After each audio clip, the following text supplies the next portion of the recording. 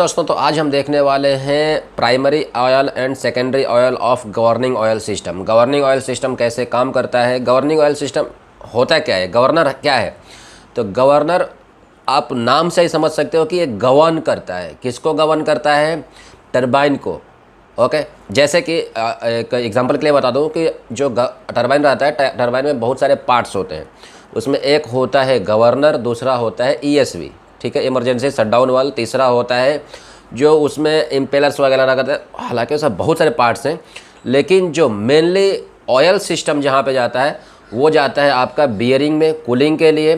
दूसरा जाता है कंट्रोल ऑयल सिस्टम, कंट्रोलिंग के लिए।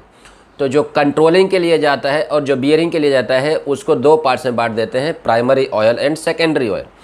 जो कूलिंग के लिए जाता है, लाइक जो बियरिंग में जाता है, जो बियरिंग मूविंग पार्ट्स में जाता है, ठीक है, जैसे बियरिंग हो गया, या अगर सील में तो बेसिकली जाता नहीं है, और एग्जॉस्ट थ्रस्ट हो गया, ठीक है, बियरिंग थ्रस्ट हो गया, जर्नल थ्रस्ट हो गया, ये सारी चीज़ों में जब जाता है तो उसको अपन लोग बोलते हैं कि ये है आपका प्राइमरी ऑयल सिस्टम। जब नॉन मूविंग सिस्टम में जाता है, यानी कि वो घूमने वाले में नहीं जाता है, जैसे कि गवर्नर में जाता है, जैसे कि ईएसवी में जाता है, जैसे कि स्टार्टअप डिवाइस में जाता है, तो उसको अपन लोग बोलते हैं ये है सेकेंडरी ऑयल। तो यहाँ पे मैं आप लोगों को बना के दिखा दे रहा हूँ। ये मान के चलो कि ये है आपका टैंक, ऑयल टैंक है, ठीक है। यहाँ से निकला ये पंप है, ल्यूब ऑयल पंप, यहाँ से गया। और सबसे पहले आपका आता है कूलर, कूलर में ठंडा होता है ऑयल, फिर फिल्टर में जाता है, ठीक है। ये मान के चलो ये फ़िल्टर में गया, यहाँ से आउटलेट निकला, ठीक है ना, देखते रहा ना, आउटलेट निकला, यहाँ से चला जाता है। अब मोटा मोटी मैं बता दे रहा हूँ आप लोगों को, यहाँ से चला जाता है आपका टरबाइन में, ठीक है। ये टरबाइन है, टरबाइन के इधर दोनों साइड में जाहिर सी बात है कि बियरिंग रहेगा, ठीक है।